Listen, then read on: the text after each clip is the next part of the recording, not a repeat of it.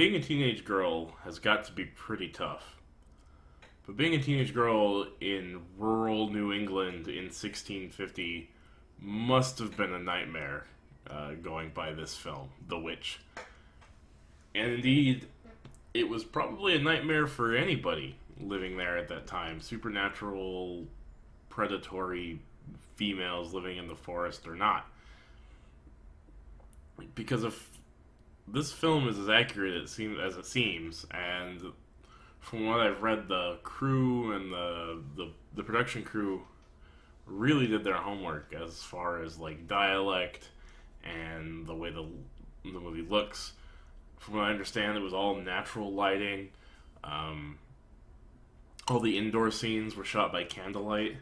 Um, I remember like everybody talking about The Revenant and about how tough it was because they only wanted to use natural lighting, and I don't know. I didn't hear anything about The Witch about that, and they were like really out there in Canada as well.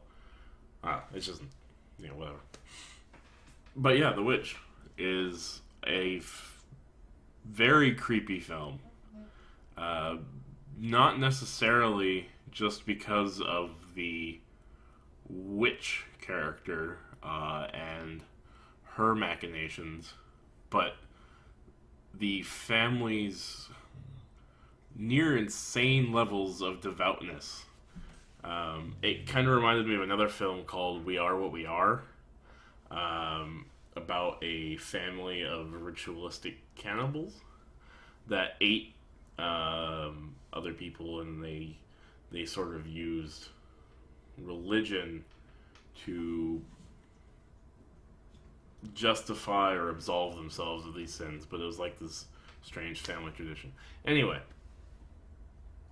this reminded me of that a little bit, but even more so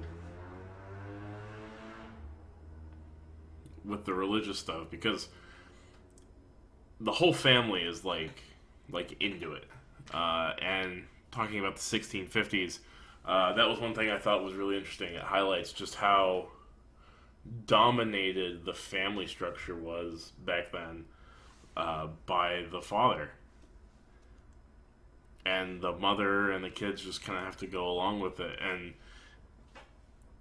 for a while, it seemed like I thought the father was going to be like the villain, but that's really not it. He seemed like he was legitimately trying to protect his family throughout the whole film, and it's just the environment and the supernatural that ends up driving the whole family kind of nuts.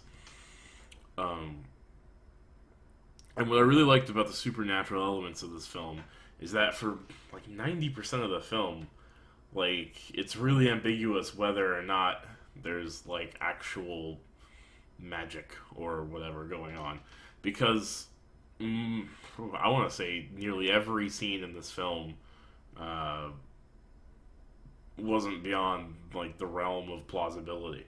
You know, that the characters themselves could have been the ones uh, whipping each other up into this frenzy, and they're isolated out in the woods, and they're pointing fingers at one another. And most of the cast actually is children. There's like a set of twins, there's a baby, and then there's like the middle boy child and the oldest girl child, who was fantastic, by the way. She was really spectacular in this film.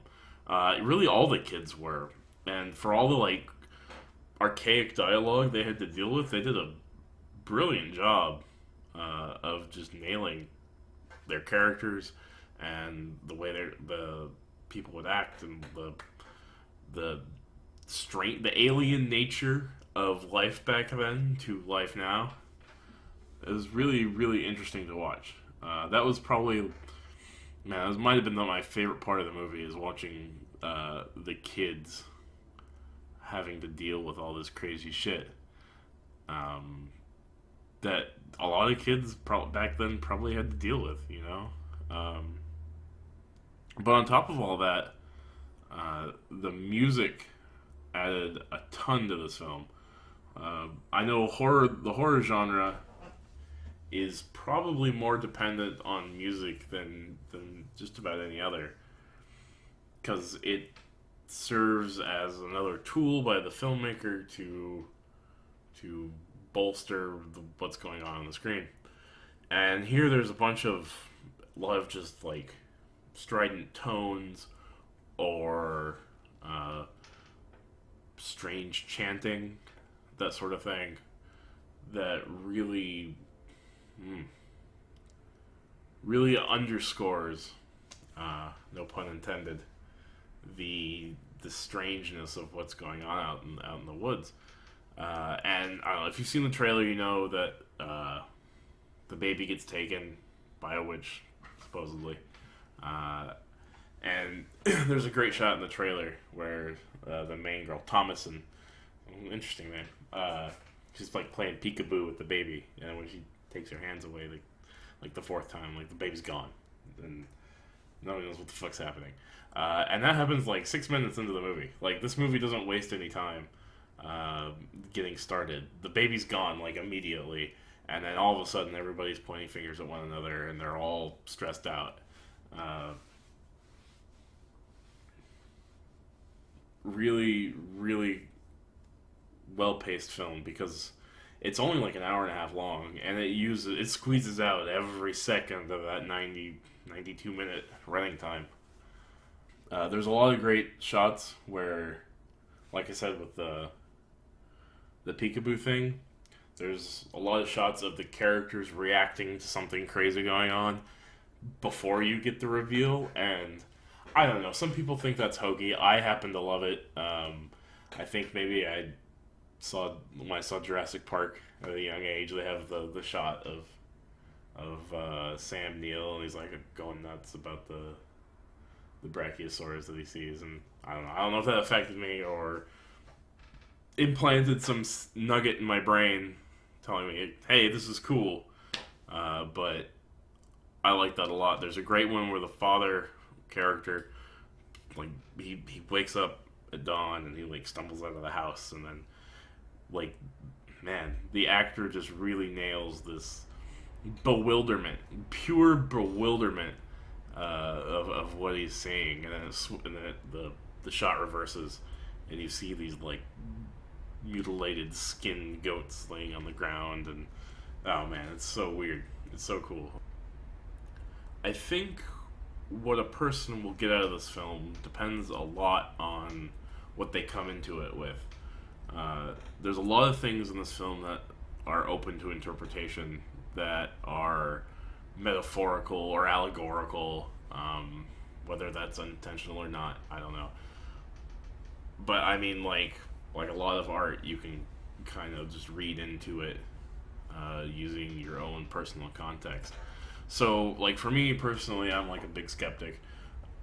Up until like the 95% mark of the film, I was almost convinced that there was no supernatural element, that they were all just going nuts, having dealt with this insane religion, and the isolation and the loss of a child, and dealing with grief, because it's not up until the very, very ending that it's legitimate. It's like, yeah, there's a witch out there, and there's like a coven, and they're flying around and stuff. It's not that crazy, but I could see how somebody else with maybe a more religious background would come into this and see these characters in a different way, and then get something completely different out of the ending. Because the ending, I thought, I didn't like it at first, and then I sat on it for like half an hour, and thinking back on it now, I was like, oh no, I really like that ending, because it's so liberating and cathartic for Thomason. But I could see how somebody else would see her decision making as either giving up or succumbing, or making a choice out of pure despair, But yeah, there's a lot of, like, there's also, you could look at it in like a feminist angle, or um, a condemnation of the whole of the nature versus man thing. Not a condemnation of the concept itself, but of man interfering with nature, of course.